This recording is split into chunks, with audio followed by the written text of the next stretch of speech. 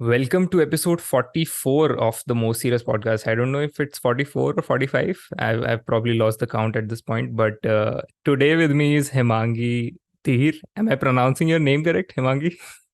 Yeah, that's exactly how it's pronounced. Welcome to the Most Serious Podcast. Thank you so much for taking the time out today. Thank you for having me today. Let me ask you this. I don't think I've asked this to another guest, but what are your expectations from this conversation? Um, Honestly, to have like a relaxed, chill conversation where I'm always getting grilled, like, oh, tell me more about this, tell me more about this, tell me some more relaxed, friendly, conversational vibe where there's not we are not putting too much pressure on each other. Yeah. Just a good conversation. And you choose the most serious podcast for that? Doesn't the name? Yeah, that's ironical, right? Yeah. No, I love it. Essentially that's something that I also, those are the conversations that I enjoy the most. And but tell me, let's start somewhere. I think because you've had such a different journey, such a set of experiences that you've done, to put it like that. Yes. But where do you want to start? Usually I really like to go back to the childhood of the person that I'm talking to, because that's a good starting point. What were they like, and what did they like to do, and what were their aspirations in their childhood, and how did that essentially shape into what they kind of became? So do you want to start there? Do you want to start at college? Do you want to start at your first job?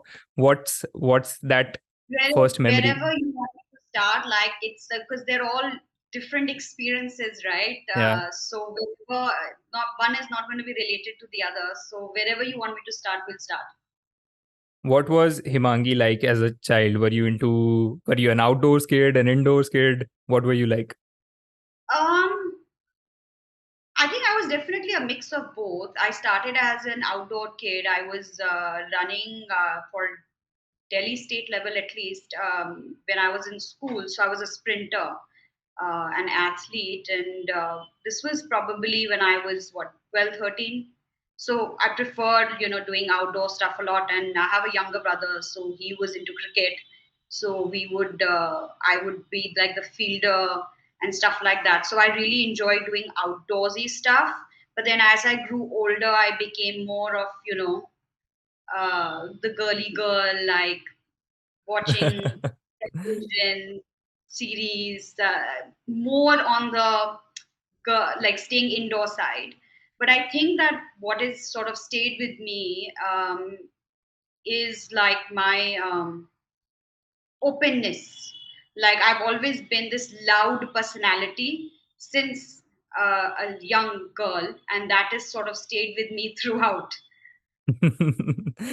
Like you're talking about becoming that girly girl phase of yours. So recently I don't know why, but at some point I saw a couple of episodes of Gossip Girl. I don't know for what Yeah. reason. And you look like a mix of what's her name, Blair and Claire. Which one is it? The bully in the Serena, first few episodes, huh? Blair and Serena.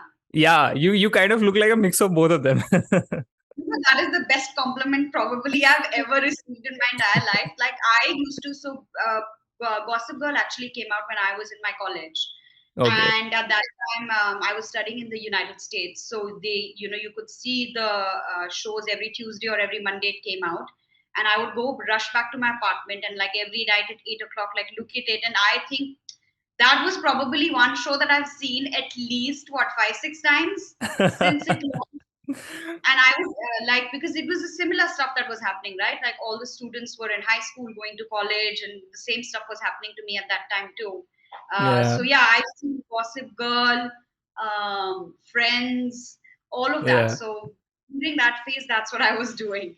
I sometimes feel that for our end, essentially, like we still have an age gap, and it could be called a different generation, but it's like for us growing up, I think these TV shows kind of also shaped a lot of our personality types. A lot of they influenced us in a manner which is kind of didn't exist before.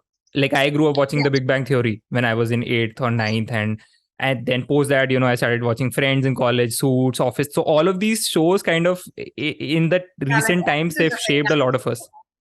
Yeah, I 100% agree. I think even with like watching at anything Bollywood related also as a kid, I think that kind of shapes your mind or your how you envision things or how you would envision your life. But unfortunately, that is far from reality because what you see in the 1 hour cannot be compressed in a span of 30, 40 years of one's existence.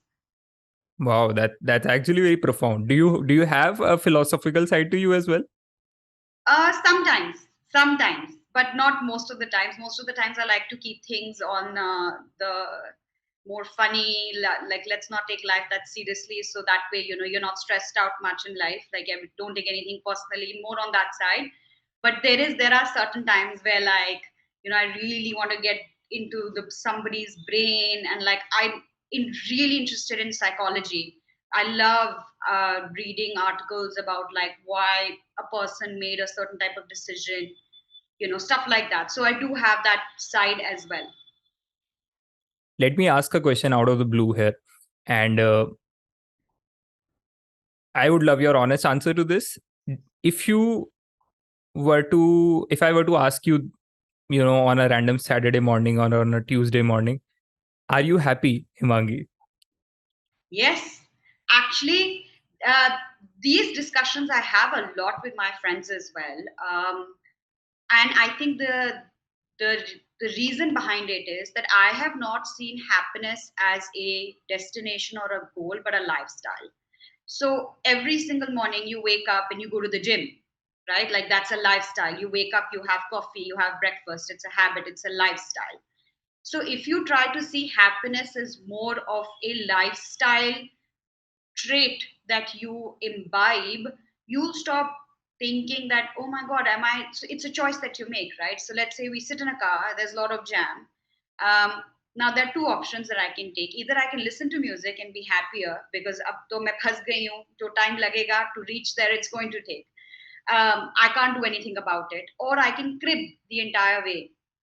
So if you choose the happier route, not only can you be more productive, get more things done, and stop thinking about the jam, but you know what I mean? Like it's always choosing happiness Hmm. or choosing the more calm side versus the stressed out version of you.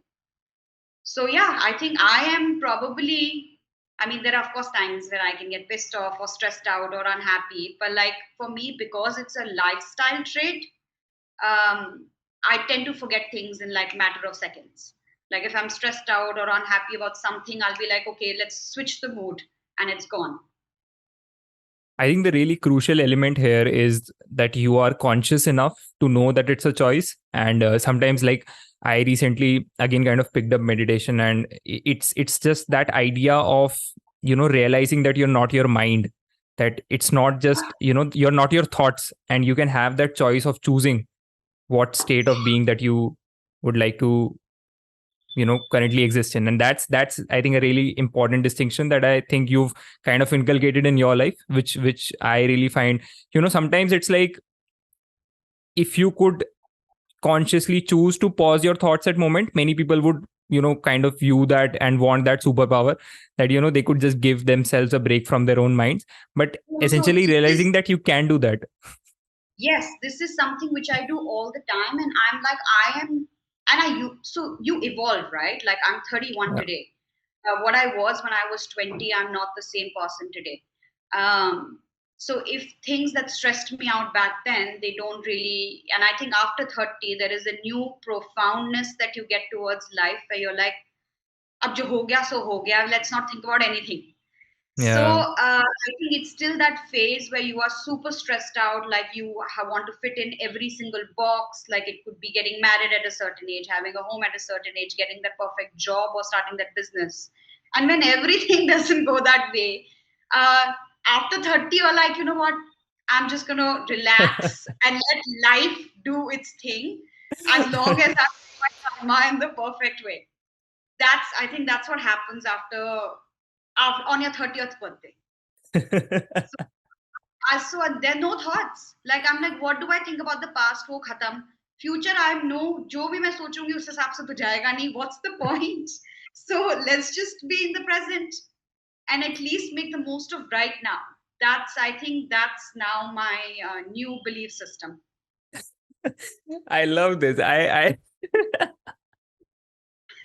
don't think I found a more refreshing and honest take on turning 30 or turning whatever age. I think this this is just I'm too this is getting just too late. on. I usually like if people would also ask me, at 21, how old are you? I would like to tell them, oh, I'm 22, 23, 24. Like I just liked portraying older than I actually was. And then once I turned 30, now I'm like, I'm, I think this past decade has taught me so much that post this now, I don't know, I'm just a free person in terms of my mind. In terms of this past decade, what would, if in place of me there was a 22-year-old Hemangi sitting here, and she was, she got the chance to ask you some questions, what would you like to tell her? Like, what does she have in store for her, and what advice would really help her out? Uh, don't take life as seriously. There is no age on how and order. There is no right order on what comes next. Whatever's in front of you, tackle that. Stop thinking about other things which don't exist in the right now. So try to take life as it comes versus imagining a future in your brain, which actually solely only exists in your brain and giving you stress and giving yourself stress and troubles related to a future which is in your brain. You know how crazy that sounds, right? Like we are giving ourselves so much of mental torture for something that does not exist. Hmm. So that is now crazy to me. Like when I was 22, if this is the same advice that I would like to give my 22-year-old self, that you sound crazy. You are stressing yourself out about something that doesn't exist. It's only in your brain. Yeah. So get over that and start living life. Wow, that's something that I also picked up on during, like, when I was reading up upon this philosophy of Stoicism. I'm sure you must be aware of that, and that's essentially the Stoics kind of have this belief only that identifying what is in your control and identifying what is not in your control, and then living your life out like that. If something is in your control and you can change, you can influence the outcomes of that, then so be Yeah, it. Do the effort that is required, and if you can just make the distinction that things that are outside of your control, you just have no control over them. There's no point in trying to manage the order of the world, because that's outside of exactly. your control. Exactly. So yeah. That's good advice. I would say that's simple, effective, honest advice. And I sometimes feel having these, like, just being able to talk to you for this little amount of time, I get that you have a really honest take and a blunt take on Yeah. life. And I think that's sometimes that directness comes in very handy when you're, maybe, I think, as we move forward with talking about the business that you've made and the decisions Yeah. that you took. I think you need that level of directness, that bluntness, and also that ability to take those decisions.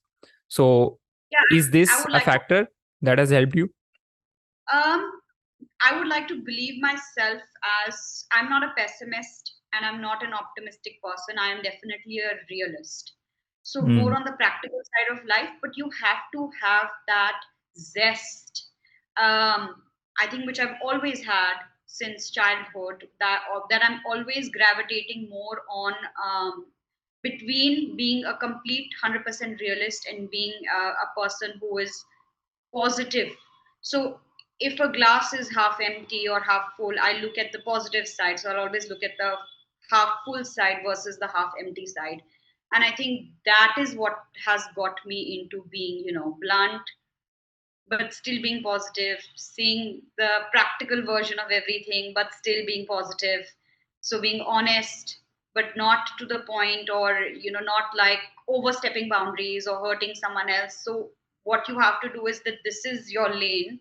As long as you're in your lane, as long as you're making the best decisions to the best of your abilities for yourself without really um, being rude or crude or brutal, I think you're fine. Then you can be as honest as you want to. And I think that then you're also free from a lot of burden. Hmm.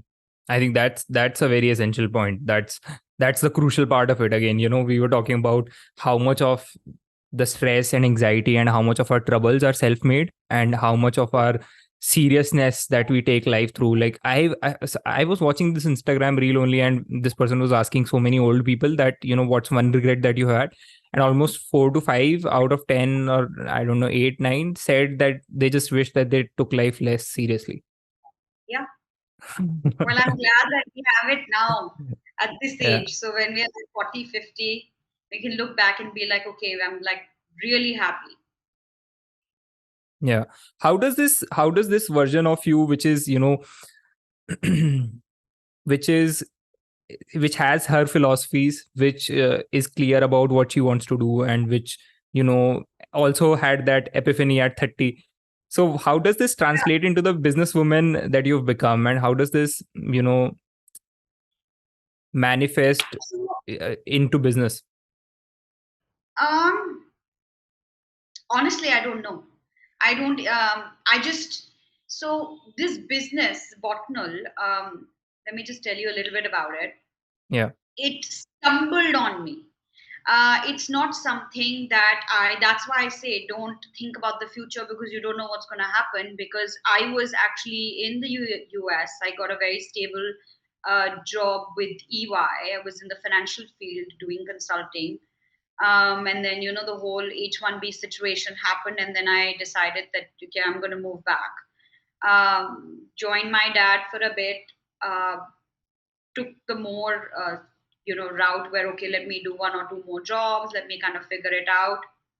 And then at the onset of COVID, I was actually working on a different business model, with my brother, getting into again real estate kind of work, co-working spaces related work.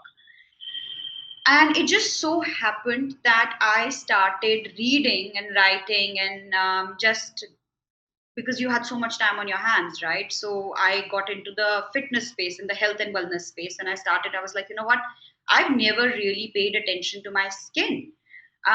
Why was I not doing that? Because I was always an outdoor kid, right? So I used to go apply no products, come back, and my skin in America was considerably different because the water pollution, everything there, lifestyle versus when I moved back. So I started genuinely thinking about my skin and started getting a little bit worried. And then I just started um, reading DIY books, reading general books to the point where I got so curious about the ingredients that I started formulating skincare products in my kitchen. Wow. And it was never meant to be a business. It just so happened that it came to me. I recognized that this is something that I'm really interested in, like really passionate about. I can talk about this for hours on end. Just how someone would talk about, a purse or a bag or anything that they truly liked about. This is what I truly liked. So when it stumbled upon me and I started doing these DIY formulations, then I started actually creating products customized for my friends and family, for my community members, and they started giving me feedback. Oh, this product is nice. Oh, this ingredient, what have you used here? Oh, this is really working on my skin. So Botnal was one. That's when I was like, okay, when I know all of this, why am I not sharing it with the world? Hmm. And that's how the business came to me. So there is no right or wrong age for anything in life. I feel like you just have to be open and accepting to anything new that you learn. So if somebody would ask me a question related to finance from back in the day, I would always be like, okay, hold on, give me a second, let me get back to you. And it wasn't that I wasn't interested in it, I really was. But then when this happened, this is almost like I got some version of photographic memory. Like if I read about something related to skincare once, it just stuck to my brain, without leaving it. So then I was just like, when I have all of this and I'm so interested in something, why not really try your hand at making it into a full-time business? Was was it as easy as it sounds right now to transition from a stable corporate job to starting a business or trying something new? Um, for me, when you say easy, I think it was because my interest levels were so high that I Mm, couldn't think about anything else. So this was literally the only choice for me because I wasn't giving myself 100%. Like I wasn't 100% myself when I was doing my job, right? Like I wasn't the best version. When I got this, I was like, suddenly everything else is erased from my memory. Like, how do I only want to do this? I only knew this. So I was kind of pulled towards it, so much so that, easy or not, this was the only thing I knew I was doing right by myself if I did this. Like, it was just mm. something in your gut that this is it for you. Um, so that's what happened to me. I was like, this is it. I can't do anything else. We're going to figure out the rest, but I have to start a skincare brand. I think your energy and your passion is very infectious in this regard. And this makes me remember the one quote from Conor McGregor, who's, a UFC fighter. And he said during Yeah, one of the press conferences he had that of Vincent van Gogh, he actually quoted the famous artist Vincent van Gogh that I've lost my mind in this process. You know, yeah. uh, Nothing seems to phase me, nothing seems similar, nothing seems like as it was earlier. I've just lost my mind in this process, lost my mind in this art, lost my mind in this moment. This kind of passion that you have for skincare and not and just the works of it is kind of similar to something that I've observed many people who've truly devoted themselves to an art form or truly devoted themselves to an idea have. I agree. I think you really truly need to be delusional about what you do. And when I say delusional, I don't mean like crazy, but like definitely obsessed by it. Balance and everything will come, it'll balance itself out eventually. That's not something that we need to be so worried about. But I feel like if you have chosen a path, I think you need to give your 100% of yourself um, to it, to see, or actually to do right by you, or to do justice by you, just for that sake, that listen, I tried everything that I could and I did it.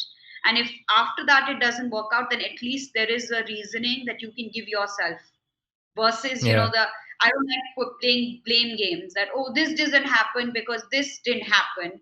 No, there will always a way around it. Like, there's no excuses. If Hmm. you gave yourself if you gave 100% of yourself to your work without thinking about what's going to happen, and we know, and I know it's a very overwhelming thing, right? Like, we all get stressed out about, oh my god, now I'm doing this big thing, will I fail? There's definitely a chance. Like, if there are 100 startups, 50 of them fail, right? Of 50, only 20 of them can make it. Of those 20, only 5 or 10 going on to really existing in the long term. So these are very real possibilities, but I feel like you need to give yourself 100% um, to your business. You need to give of yourself 100%. Only then you are at that place where you can like be like, okay, listen, if I failed, at least I did this. You Hmm. know, then it's almost like, if you fail, there's something else that you can start up because you've developed that level of confidence. Yeah. It's going, it's not like, I can't explain it in the right way, but it's basically like you are doing work without thinking about failure, and thinking that failure is inevitable. But at least you have done everything in your power that you could do. So that means tomorrow, if you do fail at something, you can always pick right back up and start something new. So you Hmm. eradicate the fear of failure. I think, and also sometimes I feel, Himangi, it's, the human endeavor, the human experience. Isn't it like, isn't it supposed to be a constant, it's like the Sisyphus story only. It's a constant struggle. You're pushing the rock up the hill only to see it, fall down. And that's the Yeah. eternal punishment that Sisyphus was given. And he Yeah. eventually found out meaning in that only. And it's that constant struggle, it's that constant burden, you know it's that journey essentially that you're having, which kind of liberates you of all the factors like fear, anxiety, or suffering. Because see, this is a very real example that you had with yourself. You had all that corporate path laid out for you, and you did that all. You did that journey, but eventually there was something that was so intensely you were passionate about, and it would have been a Yeah. shame that you wouldn't have given it your best. It would have, it came to you. And I read this very what quote, someone said it, and it was on the lines of that inspiration comes to you, like it comes to you like once in a while. It comes to you, and it knocks on your door very very shyly, and it's very slight. It's up to you to take that and run with it. Yeah, it's like the opportunities do come to everyone. It's like if you can have the ability to recognize them at the right time, Yeah. and then follow them, that's, I think that's what it is. It's not about anything else. It's about understanding that, and this is where the blame game stops, right? Because opportunities come to everybody equally. But it is up to you to decide to act on the opportunity or not. Wow. So I think, yeah, then that is where the working, the karma comes into play. I think you're truly profound for someone who says that they're not into philosophy. We started off by saying that I don't like to take life too seriously. And So here we are. going No, but about yeah, I think it certainly blows me away. I really like the passion that you have for the work you do, and sometimes it's also inspirational in regards, Himangi. I think people who listen to this, and even for me, like personally, I feel sometimes, what is a worthwhile life. If I were to choose this on my deathbed, would it be like I'm putting 30% effort on a job which I don't like? And if most of the people, they're doing, like, essentially how you do anything is how you do everything. So that translates into every action that you do. If you are committed 100%, if you're doing something that you're really passionate about, that really moves you, then all of your life kind of centers around that, and it revolves into a big orchestra of you giving your all. yeah, I agree. I think that is I something agree. is very inspirational for me and for the people that listen to the show. What is something that we should talk about next? What do you want to tell me about skincare for a guy who's never even applied sunscreen on his skin, and who's never taken care of anything God, this, skin related? What is something that I should immediately start doing, and people who listen to this are like, effectively they are better at skincare, simple things, because I don't think many of them will so follow. Yeah. my brand, that's the reason why when I did launch Botnal as well, right? We've got we've got pillars to our brand. One of them is gender neutral.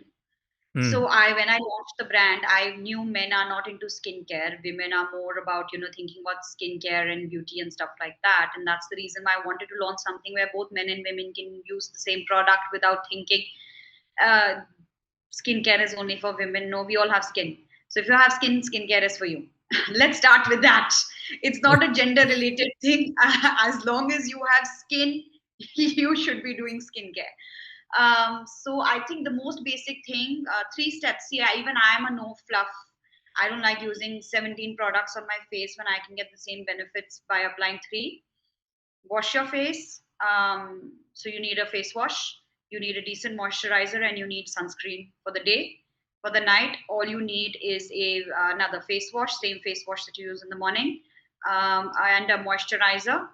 And if you really wanted to take it one step further, a serum, and you are Hmm. done. You don't really need anything extra, at least to begin with. And then all your anti-aging stuff comes in. Like, although they say that you have to start your anti-aging routine from 25, because the level that of stress, the pollution, the technology access, the blue light, all the accesses that we have today didn't exist in the past. So premature aging is also happening at a much faster rate than it did in the past. So 25 is the right time to start your anti-aging routine also. But then that's the reason why I have natural ingredients. So even if you do start your anti-aging routine, they're not chemicals or anything that you're using on your skin that gets absorbed into your blood. Hmm. It's all biodegradable, so it's fine even if it's absorbed into your blood. They're not harsh chemicals or anything at all. So start small, a minimalistic routine. You don't need extra 5 products or anything like that. And then slowly, once you do develop into a habit of doing your skincare, um, you can add on extra layers of products moving forward. Because then by that time, it's your it's a part of your habit. It's a part of your routine. I think this makes a lot of sense. And coming from a founder of a skincare brand, I think now people will realize that, essentially you don't need to have a full setup of products to start to begin with. And personally, I will also try to, follow the steps that you said. Let's see how disciplined I can get with that. And I think before we let you go, I was curious about this and I wanted to know, why did you name it Botnal? Is there a reason for it? Uh, I'll tell you. Okay, so basically, botnal in essence just means I wanted something easy. I wanted something catchy. I wanted something that people would remember. 2 words is a little bit difficult to remember than one. People are seeing so many things every single day. So to stick in someone's memory, you have to be like really unique. Yeah. So botnal in essence just means it's a combination of 2 words, and I think that was a very new thing that was going on. Even in wedding hashtags, you had just combined the two Yeah. people's names and you have it. So I was like, let me follow the same philosophy. Itna kya lamba chauda sochun main. So I said botanical, botanical and natural. So when you combine the Oh, two, it's botanical, right? But then when I actually started, that's how the name started. But then when I started really thinking about the brand and what I wanted to sort of put on the table, each letter has a different meaning to it. So B stands for boundless because skin has no boundaries. O stands for original because all my formulas are made by me, they're completely original. T is for tender, so even the most sensitive skin types can use Botnol. BOT. N is again for from natural origins. All the ingredients are procured from natural origins. A is adventurous because we have different kind of formulations and we're always experimenting. And L is for self-love because skincare is an expression of self-love. wow. that's an that's an extensive, build up right into it. I love Yeah. it. So you started off by not taking it too seriously, and then suddenly you realize, oh my God, every single word has a meaning to it or letter. So That's amazing. Thank you so much, Himangi, for taking the time out today. I really loved having this conversation with you, and I think your energy is very infectious. It's inspiring. I love what you're doing, and I loved your refreshing take on turning 30. I think that's something that I will carry with myself when I turn 30, and I'll definitely catch up with you and talk more about life in thank general. you so Thank you so much for being on the much. show.